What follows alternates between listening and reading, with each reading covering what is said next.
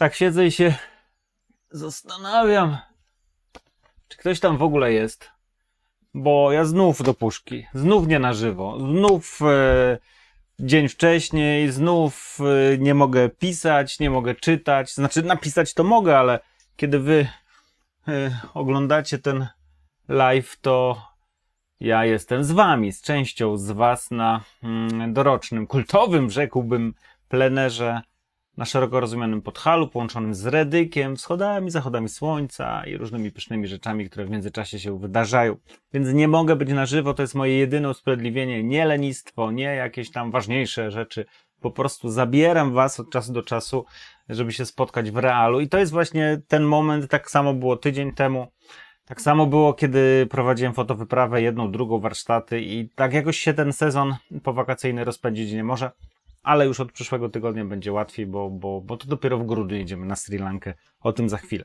No więc dzisiaj bez was, bez publiczności to łatwo poznać, bo nie ma streamu z tym, co piszecie, co mówicie, ale wiem, że piszecie i mówicie i dlatego bardzo was do tego zachęcam, żeby to się stało gdzieś tam pod filmem, żebym wiedział, że jesteście i mógł się też tam przybić wirtualnie piątkę.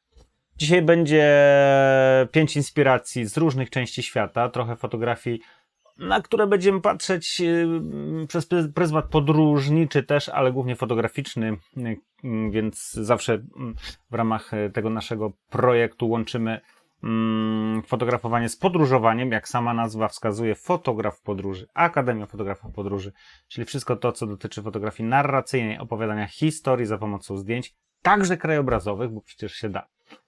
Więc będą dzisiaj inspiracje, pojedziemy dzisiaj na koncert Metaliki, a co? Co jeszcze? No i oczywiście wasze fotografie. Pojedynek, przegląd waszych fotografii, omówienie zdjęć, koniec końców wybór zdjęcia tygodnia, bo tak zazwyczaj to jest. Więc nie będę bardziej przedłużał, bo tu nie ma co, skoro nie mogę przeczytać, nie mogę się z wami przywitać. Jest to frustrujące. Co zrobić? No dobrze, przełączamy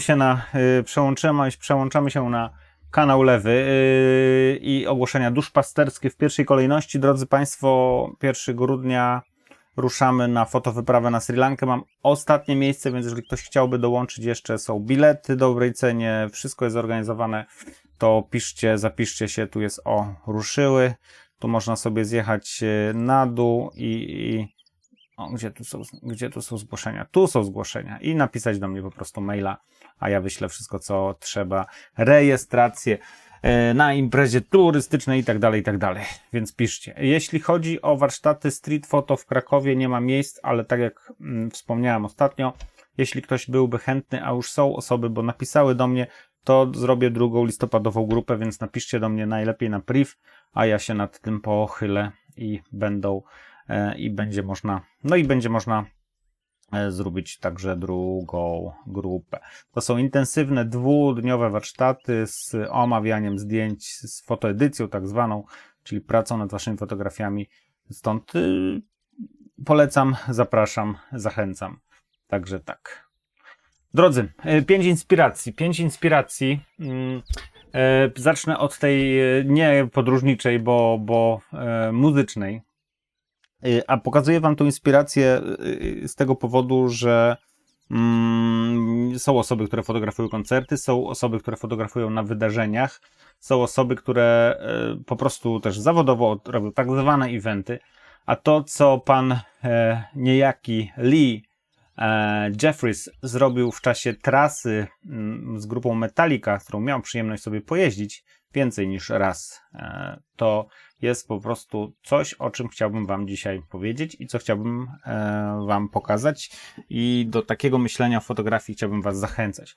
Bo absolutnym błędem jest skupianie się na evencie, kiedy się fotografuje event, już o tym mówimy. I skupianie się na evencie jest potrzebne wtedy, kiedy musimy przekazać zdjęcia do organizatora eventu, który nam zapłacił na to, żebyśmy sfotografowali event, ale nie fotografuje się eventu cały czas, to jest pierwsza sprawa, bo przecież są jeszcze didaskalia, jest jeszcze to wszystko, co dzieje się obok, są jeszcze emocje, są jeszcze detale, coś, czego nasz zleceniodawca absolutnie od nas nie weźmie, bo go to zupełnie nie interesuje, bo on chce mieć buźki, headshoty, chcę mieć scenki, jak stoją, jak dzieje się na scenie, to co najważniejsze, bohater i tak dalej, a dobry fotograf patrzy po bokach. I właśnie Lee Jeffries na koncercie Metaliki udowodnił, że patrzenie po bokach, budowanie narracji, opowieści o takim koncercie jak no kultowa już grupa Metallica, najbardziej chyba popularny metalowy zespół świata,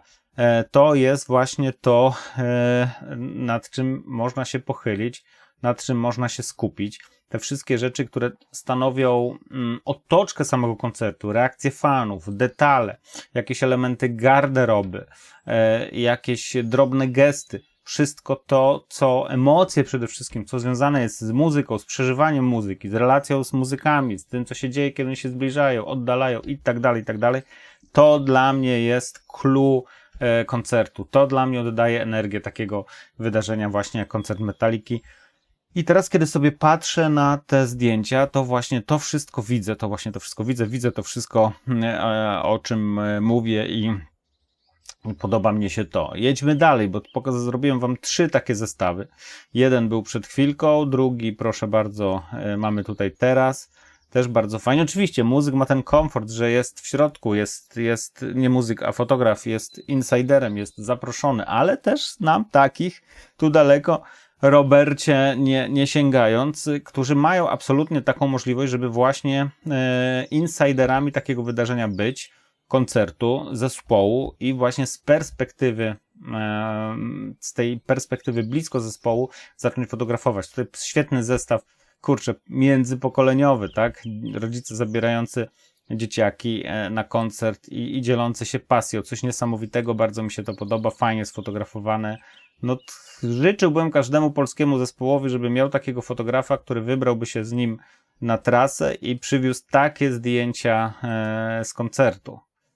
Bo to jest element, który buduje tą relację społeczną pomiędzy muzykami a zespołem, a jeszcze Metallica słynna jest z tego, że ma naprawdę do swoich fanów słabość ogromną i dużo im daje, dużo z nimi współpracuje. To jest zespół, który fenomenalnie rozegrał, w cudzysłowie oczywiście mówię, bo poza tym słowem rozegranie czai się oczywiście coś bardzo, bardzo pozytywnego. Rozegrał relacje z fanami i tym fanom bardzo, bardzo dużo daje. Co ja tutaj jeszcze mam? Już ostatni zestawik? Nie, to chyba tyle. Wejdźcie sobie na stronę, bo z Schwarzmydły powidło dużo różnych zdjęć, kolorowe, czarno-białe, wymieszane. Ja wybrałem tak, żeby to ładnie wyglądało, ale zaglądnijcie sobie do pana Lee Jeffriesa i pooglądajcie, bo to jest to, co chcę wam powiedzieć. To, co wam pokazałem, jest wiedzą i wartością uniwersalną. Uniwersalną w tym sensie, że można to przełożyć na każdą inną aktywność tego typu, czy też w ogóle myślenie o fotografowaniu eventów w ten sposób potraktowane. Super, podoba mi się i buzia mi się cieszy, kiedy widzę kogoś, kto tak do tematu podchodzi. To co? 5 inspiracji. Dzisiaj 5 inspiracji oprócz Metalliki, 5 inspiracji z różnych części świata. Będę wam starał się na każdym live'ie takie inspiracje przygotowywać. Dzisiaj 5, ale 2 z nich to są w ogóle zestawy zdjęć, więc będzie tego więcej, nim się pochylimy nad waszymi fotografiami. Zaczniemy od Sri Lanki, bo na Sri Lankę jedziemy już w grudniu, więc takie oto podejście do tematu fotografowania Sri Lanki. Zobaczcie na ten prosty zestawik zdjęć. Życzyłbym sobie, żeby każdy wyjeżdżający w jakieś miejsce, zamiast wrzucania 7 galerii, w której jest 100 zdjęć, większość na ten sam temat, wymieszane, Schwarzmydło i powidło, dużo złych zdjęć, dużo średnich, kilka dobrych i 3 na krzyż bardzo dobre. I to powinno być te bardzo dobre z tymi dobrymi, powinny tworzyć taką prostą opowiastkę. Zobaczcie, jedziemy na Sri Lankę. To jest jakiś wycinek oczywiście związany z rybołówstwem, ale gdzieś fragment, który mówi nam wszystko o charakterze tego kraju, oddaje ducha tego kraju, pokazuje jakąś energię, fotograf potrafił to tak skadrować, że to nie jest klasyczne patrzenie, tylko to, o czym ja mówię bardzo często, kiedy prowadzę warsztaty, czyli widzenie fotograficzne. To jest pokazywanie takiej klatki, która jest obrazem migawkowym widzianym tylko i wyłącznie przez fotografa i tym samym no, nie pokazuje, jak świat wyglądał, ale pokazuje, jak fotograf ten świat chciał nam pokazać. Bardzo fajny zestaw, dobrze sfotografowany, klarowny, jest spójny wizualnie, spójny kolorystycznie, fajnie przechodzi od początku do końca, kończąc i zaczynając na swój sposób 2 dosyć intrygującymi zdjęciami. Bardzo fajny zestaw. Autora sobie tutaj Jonathan Jasberg. Podglądnijcie, bardzo dużo fotografuje podróżniczo do travelerów, National Geographic Traveler i innych geo i spółka, więc dużo tu jest dobrej fotografii podróżniczej, czy też z podróży. Następny niejaki Gamp Akash z Bangladeszu. I to jest dla mnie super przykład bardzo prostego rozwiązania pod tytułem nie ma co fotografować, stoimy w jednym miejscu. No więc stoimy sobie na dworcu gdzieś w jakimś Bangladeszu, nie w jakimś Bangladeszu, w Bangladeszu na jakimś dworcu, o może w ten sposób ułóżmy te słowa. I stoi sobie pociąg i w tym pociągu sobie siedzą ludzie i sobie czekają, aż ten pociąg odjedzie, a fotograf stoi i się zastanawia, co może zrobić. No może zrobić taki zestaw zdjęć, może po prostu pochylić się i potraktować to okno pociągu jako ramkę obrazu, a w tym obrazie pokazać bohaterów tej sceny, czyli podróżnych, którzy czekają, aż ów pociąg podjedzie, no i iść sobie wzdłuż tego pociągu, a wszyscy przecież wypatrują przez te okna i fotografować sobie, portretować takie właśnie spójne wizualnie, w kwadratowej ramce obrazki i tym samym po pierwsze nie marnować czasu, a po drugie pokazać coś oryginalnego, prostego, ale bardzo, bardzo w tym wymiarze oryginalnego i fajnego. I mnie się to podoba i zachęcam Was do takiego też myślenia o fotografowaniu. Tu jeszcze jedna fotografia Jonathana Jasberga z konkursu Xiaomi i zdjęcie wykonane komórką z Kirgistanu.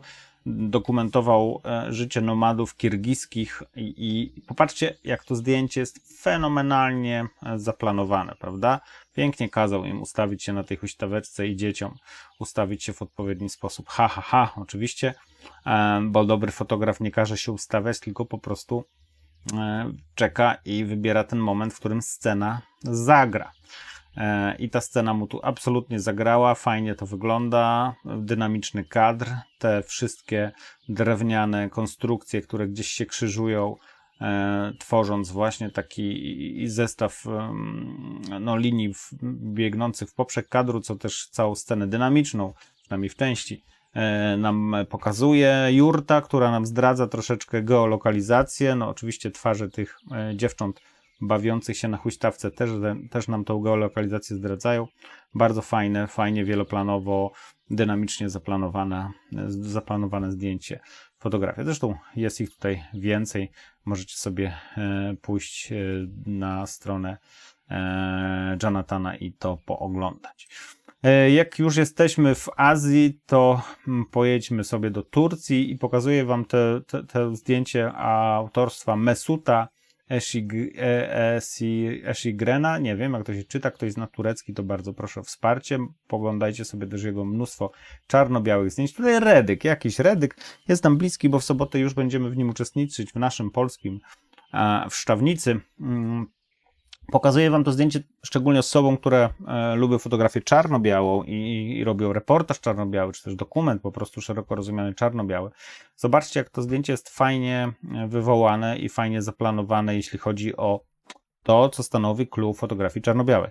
Ja odsyłam cały czas na stronę Akademii, tutaj w kursy i warsztaty można sobie wejść, jest kurs oprócz fotografowania w podróży, kursy Adobe Lightroom podstawowy i zaawansowany, gdzie omawiam fotografię czarno-białą, błędy przede wszystkim, które się popełnia w konwersji na obraz czarno-biały. A pokazuję Wam, mówię o tym właśnie, bo tu jest książkowy przykład, jak to robić dobrze, czyli pierwszy plan, ciemny kontur, ciemne tło, pięknie zarysowana krawędź kontrastowa, wprowadza nas to w scenę i im dalej jesteśmy, tym mamy tu oczywiście fajnie wymaskowane są poszczególne, co niektóre kozy, owce, wszystko to, co tam jest, Całe to po głowie wymaskowane tak, żeby nam pięknie, żebyśmy się prowadzili. A muszę sobie może wyłączę mój wskaźnik, w którym odkąd mi się tablet popsuł, muszę sobie nowy sprawić, to zapominam. No więc tu mamy tak ciemne elementy, ciemne to tło i wchodzimy sobie, idziemy gdzieś tutaj w róg tego kadru, gdzie dzieje się coraz jaśniej, coraz jaśniej, coraz jaśniej. Ta perspektywa powietrzna całkiem fajnie wygląda i tak się właśnie robi fotografię czarno-białą. Bardzo mnie się to podoba. I ostatnie zdjęcie z piątki. Nowy Jork, Stany Zjednoczone. Odbicia, które lubimy, które są często na grupie pokazywane, które w ogóle w jakiejś stylistyce street photo bardzo często się robi, pokazuje, niestety troszeczkę zapominając o tym, że w odbiciach chodzi nie tylko o odbicie jako takie, ale o to, żeby ten incepcyjny świat, nową jakość świata stworzyć. I tu jest przykład takiej fotografii, w której autorka, niejaka Melissa O'Shaughnessy, dokonała właśnie takiego zabiegu, sklejając nam cudownie tę oto księgarnię z panem, który czyta sobie komóreczkę. Tu mamy bardzo fajną taką aluzyjkę, puszczenie oka. Gdzieś on tam w smudze światła w dobrym momencie sfotografowany, samotny. No i ta księgarnia, te książki, które przechodzą w sposób płynny w okna, w kwadraty, w prostokąty i tak dalej, gdzieś tam do góry mkną, kończąc się u szczytu tychże tu wieżowców. Bardzo fajnie to jest pokazane.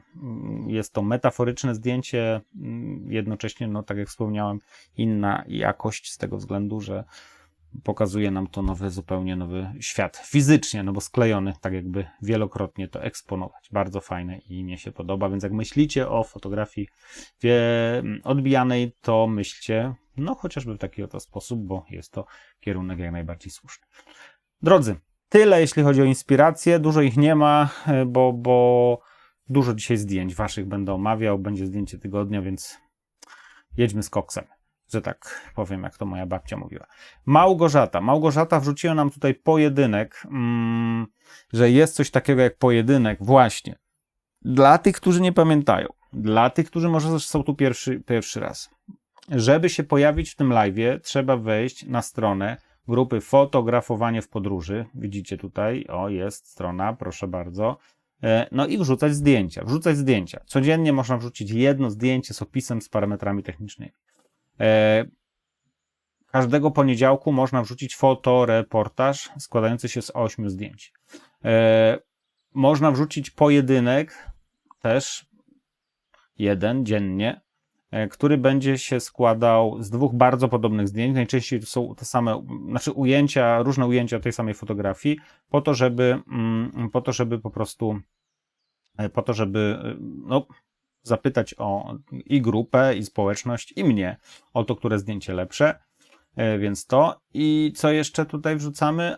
Są oczywiście konkursy hashtagowe ogłaszane, więc konkurs hashtagowy lada chwila się kolejny pojawi. No i są konkursy specjalne, które też się pojawiają. Także tak to wygląda, drodzy Państwo. No dobrze, no to co? Pojedynek. Kto ciekawy, to można sobie tutaj wejść do przewodników i tutaj w sekcji przewodniki opisane jest wszystkie szczegóły publikacji na grupie. Mamy 2 zdjęcia. Zdjęcie to i zdjęcie to. I które bardziej się podoba?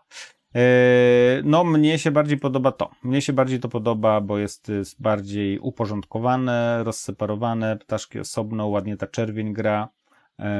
Pani, osoba konturowa po lewej stronie z komóreczką też ładnie tutaj zagrywa.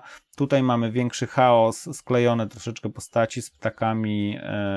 Może gdyby ich tutaj mniej było, mniej to poklejone, to byłoby to bardziej spójne. Też jest mniejszy akcent położony na plażę. Tutaj mamy całą plażę, ludzi i tę resztę. To zdjęcie ma, jak na mój gust, troszeczkę za dużo danych. Tu ma tych danych mniej, jest bardziej takie nostalgiczne, takie troszkę oniryczne.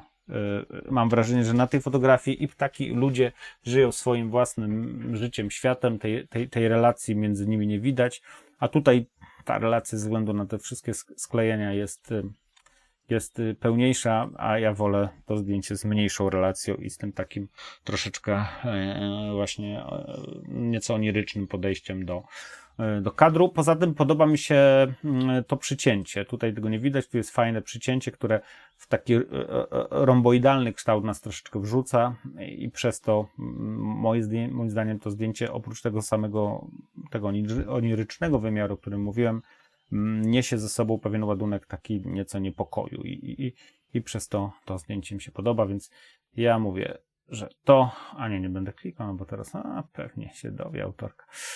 No nie, to później sobie kliknę, jak już ten live zostanie odpalony, pseudo live. Dobrze, więc tak. Zosia Dura po miesiącach cichego oglądania i superkowania zdjęć na grupie postanowiła, że pora się przełamać i dodać wreszcie coś od siebie. Dobrze, więc ja jako pierwsze, jako premiera będę łagodny. Zosiu. Super jest to, że zauważyłaś, że jest emocja, że jest pani, jest uśmiechnięta i że tym uśmiechem zarażała. Fajnie. I ta relacja jest po prostu super. Tyle, że popatrz, stoisz z boku, stoisz troszeczkę podglądając tę scenę, zamiast pokazać nam tę scenę w taki sposób, w jaki chcielibyśmy, żeby widz ją zobaczył, czyli żeby był bardziej tam, w miejscu, żeby nie był podglądaczem, tylko uczestnikiem tej sceny. Innymi słowy, no, podszedłbym do tego w dwójnasób. Pierwsza rzecz, która mi się rzuca w oczy, to jest ta twarz na fontannie. I myślę, że próbowałbym zbudować jakąś relację pomiędzy tą twarzą, która tutaj jest, jak mniemam, tą uśmiechniętą twarzą, a tą trzecią twarzą na fontannie. Czyli stanąłbym sobie pewnie gdzieś tu, próbował fotografować w tym kierunku, był na pewno bliżej i w ten sposób próbowałbym fotografować. Tak, żeby oddać to, o czym piszesz, o tym zaraźliwym uśmiechu pani modelki. Drugi pomysł, nieco może trudniejszy, mniej taki jednoznaczny, to jest wręcz coś przeciwnego, mianowicie stanąć za panią. Jeśli ta pani zaraża śmiechem, to te osoby się śmieją. No i teraz mamy taką sytuację, że mamy, jako widz, widzimy panią, może nawet wyczekać na moment, kiedy ona troszeczkę tą głowę skrzywi, żeby nie była tylko taka czapa włosów, że tak powiem, fotografowana od tyłu, ale żeby troszeczkę twarzy było widać, jakiś kontur nosa, rys i tak dalej, czyli czekałbym, aż pani może tą głowę troszeczkę skręci i próbowałbym to sfotografować w taki sposób, żeby zobaczyć na twarzach tych tutaj widzów, oglądaczy, ten zaraźliwy śmiech, tą reakcję pani, może pan malarz też jakoś się uśmiechnie, może moment, w którym pan malarz podnosi oczy i patrzy na swoją modelkę, żeby następną kreskę położyć na tym tutaj papierze, a w tym momencie pani się śmieje, więc zaraźliwy śmiech udziela się widzom. No, taką scenkę trzeba oczywiście wyczekać, to nie jest zdjęcie do zrobienia w minutę, ale tak bym pomyślał i myślę, że tak bym pomyślał i to drugie rozwiązanie wydaje mi się ciekawszym, więc taką mam dla ciebie, Zosiu droga, propozycję. Bum! Bartek dał nam tutaj taką scenkę rodzajową. Rozumiem, że reakcja pana była dla ciebie na tyle interesująca, że postanowiłeś wykonać tę oto fotografię. No, mnie to jakoś szczególnie nie przekonuje, bo brakuje mi kontekstu, a kontekstem jest zawsze no, to, co w ogóle w fotografii, w cudzysłowie, dobrze się sprzedaje, w sensie to buduje zawsze jakieś emocje, które są najczęściej fajne, pozytywne, mianowicie to, że mamy białe-czarne, prawda, mamy kolory na przeciwnych stronach koła kolorów, ale jednocześnie mamy smutno-wesoła, tak? Czyli ta reakcja, gdyby ta para, już skracając mój przydługi wywód, gdyby ta para była gdzieś zakorzeniona w jakiejś przestrzeni, gdzie byłoby dużo radosnych ludzi, bo tutaj ci wszyscy dookoła albo mają neutralny wymiar, albo, no tak, tutaj pani się uśmiecha, ale generalnie neutralny, gdzieś tam sobie idą. No więc gdyby ta scena się działa właśnie w takim otoczeniu radosnych ludzi, no to byłoby super, hiper, a to z tego względu, że no mielibyśmy to, na czym nam zależy, czyli właśnie w tym zestawieniu białe, czarne, dobre, złe, smutne, wesołe, tak? I to by wtedy kontrastowało. W tym wymiarze, no nie bardzo kupuję to.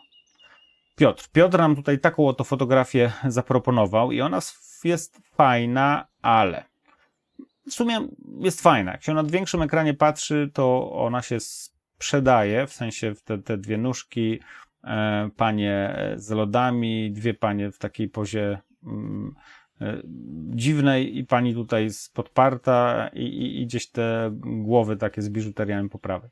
Ale na mniejszych nośnikach, tak to nazwę, nie do końca to się sprawdza i teraz kwadraty tutaj też jakoś mnie nie do końca kupuję, ale gdyby to spróbować chcieć i zobaczmy, może jakoś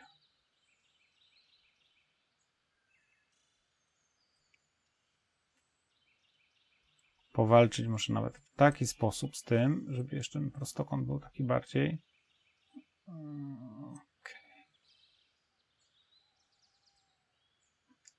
To myślę, że wtedy na mniejszym nośniku po prostu ta relacja byłaby bardziej czytelna. I to jest jakby, nawet nie jakby, i to jest taki pro-tip do tego, że w zależności od tego, na jak dużym nośniku oglądamy zdjęcia, no to taki mamy wymiar poznawczy. Tutaj troszeczkę mnie drażni to cięcie po stópkach, tak totalnie, więc wyobrażałbym sobie to zdjęcie w większym wymiarze, jeśli miało być większe też z tymi drugimi stópkami, bo tutaj ta zbieżność głów, zbieżność stópek, dwa lody, takie mamy dwójeczki z tą panią, która to przełamuje. Mnie się bardzo podoba, to jest fajne. Tylko mówię, pewnie wolałbym, żeby było bardziej gęste, żeby była bardziej gęsta ta fotografia, gdyby to pokazywać na mniejszym nośniku, wtedy to jest łatwiej rozczytywalne. Ale jest ok, tak czy inaczej. Astrid wrzuciła nam taką oto fotę i tutaj od razu ja mówię tak. Oglądanie czy też fotografowanie takich miejsc, takich scen sprowadza się do dwóch kroków. Pierwszy krok to jest znalezienie miejscówki. Tutaj mamy. Miejscówka jest, tak? Nie mam tabletu. Jak tu pisać? Miejscówka. Druga to jest czekanie. Czyli mamy miejscówkę i czekamy, aż w tej miejscówce nam coś zagra. I tutaj tak na połowicznie autorka tą koncepcję zrealizowała, mianowicie dzieciaki tutaj walczą pod tą miejscówką, tyle że no, są sklejone z krawędziami, nie do końca jest to czytelne. Nie mamy tutaj takiej czytelnej sceny. Będę dzisiaj wam takie zdjęcie pokazywał, gdzie sceny będą bardzo wypracowane i bardzo czytelne i do tego piję. Co zrobić? No przede wszystkim więcej bym tego zwierzaka chciał, więcej fajnego, świetlonego dinozaura, światło, które jest tam gdzieś, troszeczkę kompensacja ekspozycji na minusie, tak żeby wszelkie osoby, które się tutaj nam pojawią, żeby one były konturówkami, no i wyczekanie, aż ta scena po prostu zagra. Coś tu się pojawi, gdzieś tu, więc ten dinozaur z konturówkami ludzi pod spodem, podświetlony dinozaur, fajnie by to wyglądało. Takie sceny po prostu trzeba wypracowywać. Także tak. I to jest Rafał. Nie wiem, czy taką scenę dałoby się wypracować, a to ze względu na odpowiedź na pytanie, ileż tutaj ludzi może się pojawić, ale kiedy patrzę na to zdjęcie i widzę te wszystkie konstrukcje tutaj gdzieś po lewej, te powykrzywiane, to aż się prosi, zresztą no też z tego względu tutaj stanęło się zacząć fotografować, aż się prosi, żeby coś tutaj powalczyć z ludźmi, którzy w tej konstrukcji w jakiś sposób dzieciaki, whatever, ktokolwiek chodzi, pan z pieskiem i tak dalej. Innymi słowy, człowieka. Więc na pewno bym tutaj po prostu czekał na człowieka, który wszedłby z tą konstrukcją w jakąś interakcję. A tak samo w sobie potencjał na zdjęcie, ale to nie jest zdjęcie. Andrzej,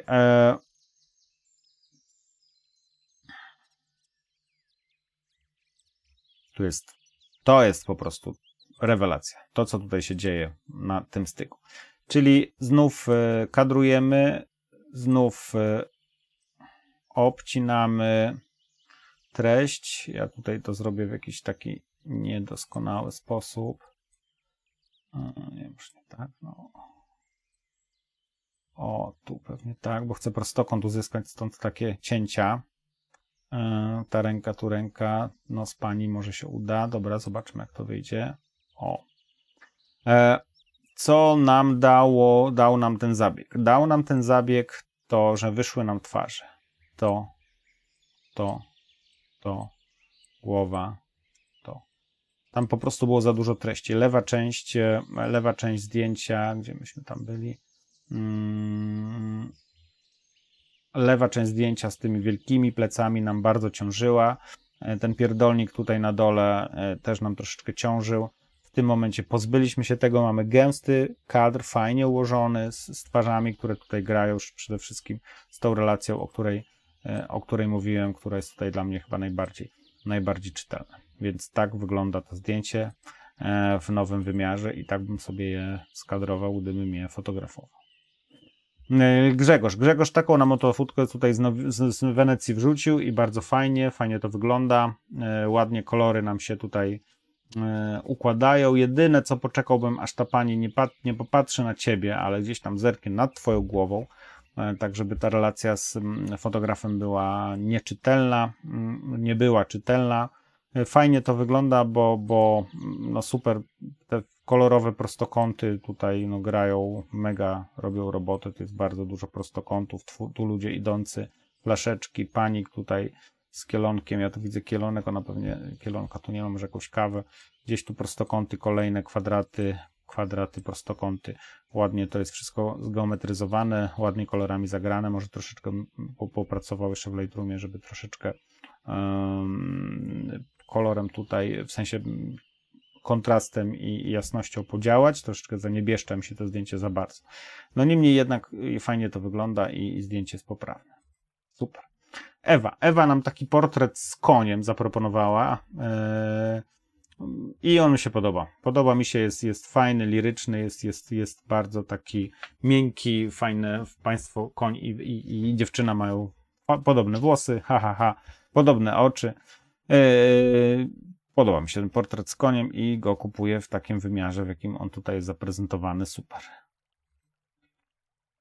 Adaś wrzucił nam taką oto piękną panoramkę z naszą koleżanką, jak dobrze rozczytuję, Karoliną, gdzieś tutaj na szlaku w czasie naszej fotowyprawy do islandzkiego interioru z sierpnia tego roku. Jest, jak to dawno było. Bardzo fajnie poprowadzona jest ta linia z człowiekiem, który oczywiście robi robotę. Bez człowieka tutaj nie byłoby tego zdjęcia z tymi pasmami kolorowych gór, plamami, ciepłymi barwami, gdzieś tam niebieskim, który gdzieś tam kończy się, dalej biegnie. Fajnie to wygląda. Cudne miejsce. Ach, trzeba wrócić w przyszłym roku. Kto ma ochotę?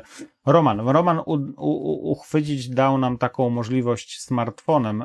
Moment skoku do wody w poziomie. Super uchwycone, dobrze zakomponowane z tym wspinającym się chłopakiem, fotografującym, gdzieś tu oczekującym. Tutaj jedno wielkie. Wszyscy obserwują ten decydujący moment, bo to jest taka klasyczna fotografia decydującego momentu. Jeszcze moment ten poziomego lotu. Super to wygląda, bardzo mi się to podoba, fajne. Mateusz nam taką oto izolację zaproponował. Fajnie to wygląda. Bardzo mi się to też podoba. Podoba mi się niedoskonałość tego, ten cały szum, ten cały zgrzyt, to poruszenie. Ta samotna pani, która sobie gdzieś tutaj wielokrotnie odbita z tymi samotnymi siedzeniami. Jedyne co, żeby wzmocnić przekaz, to bym zrezygnował z tej postaci, bo tu jakaś ręka się wcina i troszeczkę nam odbiera ideę tej całej izolacji, więc pewnie bym to po prostu przykadrował, szczególnie, że tutaj w ogóle zdjęcie nie straciłoby, gdyby je przykadrować, nawet jakoś tak, w ogóle nie straciłoby na swojej mocy, absolutnie, więc spokojnie można sobie podarować.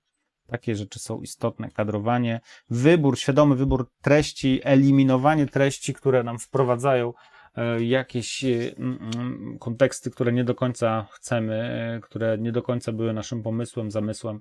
To jest takie dobre, świadome działanie. Bardzo mi się to podoba, to zdjęcie.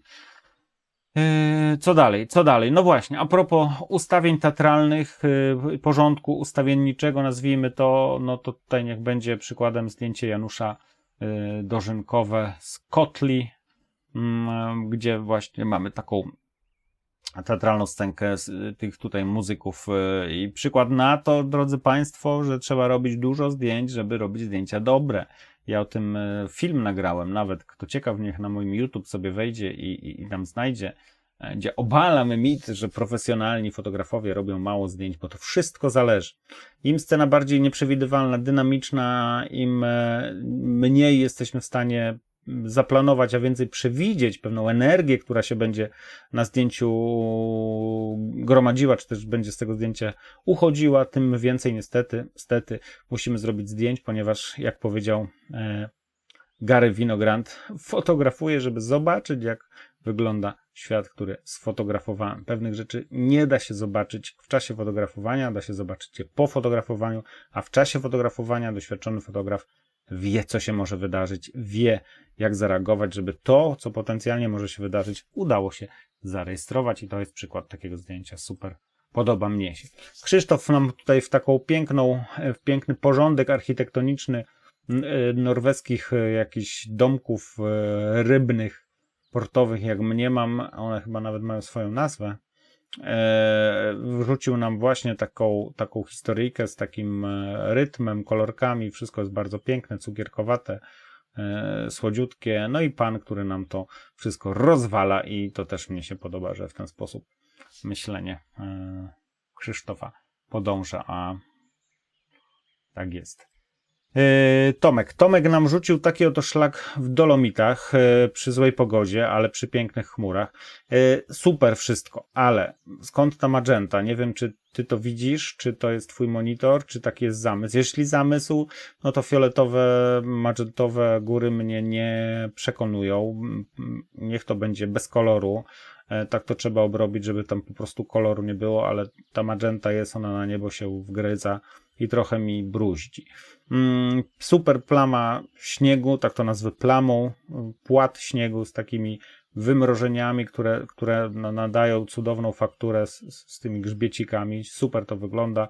Ładnie zakomponowane zdjęcie. No popracować tu trzeba w Lightroomie.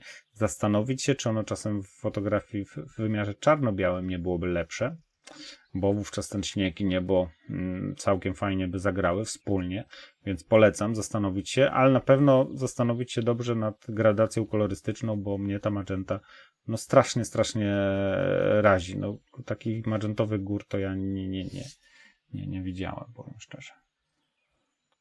Dobrosława nam oto taką nowojorską historyjkę z metra pokazała i fajnie to wygląda, fajny taki zestaw kwadratów, prostokątów, w których pojawiają się ludzie, taka interpretacja miejskiej przestrzeni Nowego Jorku z tym panem z podpartą nóżką na samym środku, który zatrzymuje nam cały ten nowojorski pęd podziemny. Fajnie to wygląda, podoba mi się też. Co dalej? No, mamy tutaj Ewę, która na rumuńskich ścieżkach taką nam ładną scenę tu zakomponowała. Zwróćcie uwagę, jaką robotę robi rama. Rama liści, rama gałęzi, która pięknie nam zamyka przestrzeń. Mamy ten taki, powiedzmy, chaotyczny snopek. Chaotyczny, bo nie taki ładny, gdzieś tam na słupkach wypieszczony, ale może jeszcze będzie. No i Państwo, którzy sobie za pomocą takich fajnych, oldschoolowych chciałem powiedzieć grabi, a to przecież nie są grabie, tylko to są Jezus Maria, co to jest? To są no teraz bym powiedział, kto mi pomoże, kto podpowie i kto napisze, a mnie zaćma wzięła chwilowa i widły, święty panie, no przecież to są widły. No więc te oldschoolowe widły, fajnie wygląda pozycja, taka nieco zbieżna, pan trzyma widły, pani trzyma widły, w ruchu takim gdzieś tam zamrożonym, pan właśnie rzucił trawę, kiedy Ewa fotografowała, radośni. Jest taka sielska w sumie scenka około rumuńska, nawet nie około rumuńska, około sianokosowa. Podoba mi się.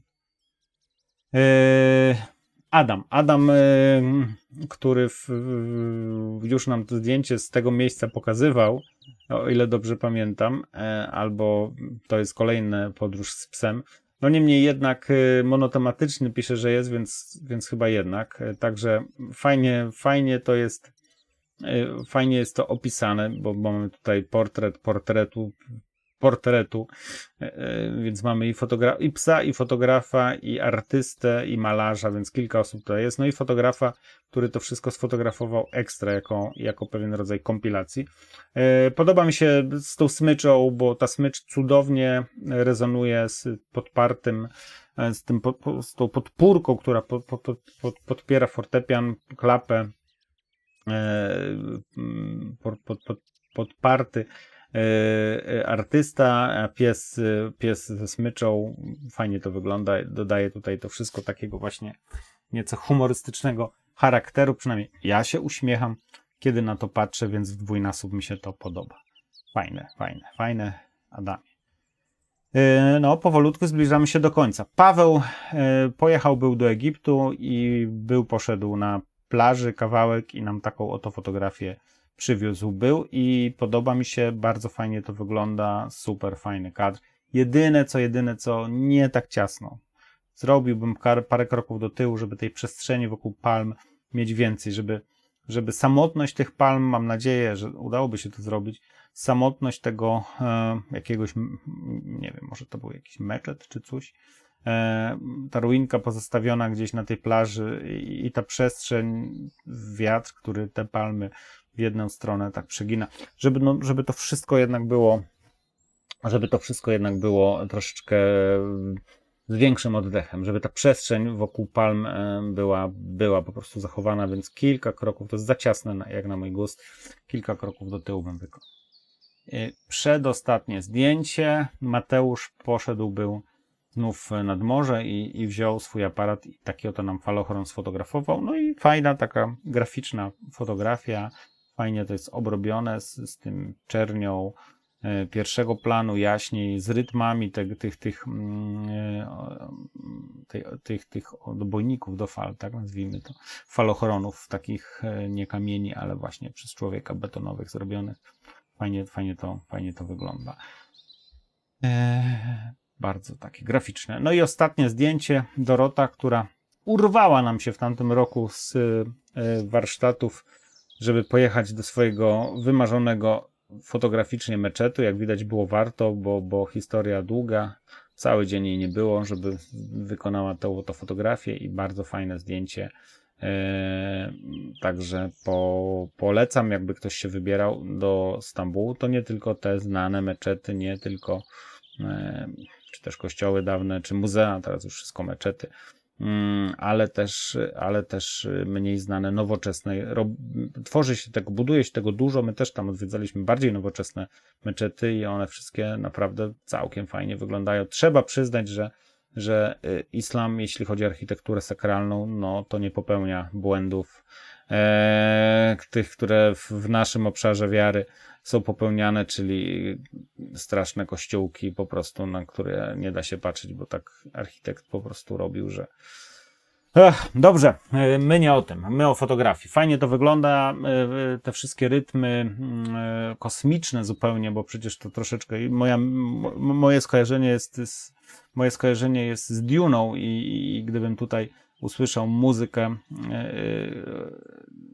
Hansa Zimmera, to pewnie Dune'owate zdjęcie byłoby bardziej, ale rzeczywiście ten taki nieco przysadzisty, ciężki, ale jednocześnie minimalistyczny charakter tej scenografii filmu pasuje mi do tego. Tutaj Ania napisała, że to jest piękne w swojej prostocie i ja się też pod tym właśnie podpisuję. Piękne w swojej prostocie jest to. Super. No i co, drodzy Państwo? Kto ze zdjęciem tygodnia nam w tym tygodniu wyjedzie? Ktoś wie, ktoś zgadnie, ktoś zaproponuje.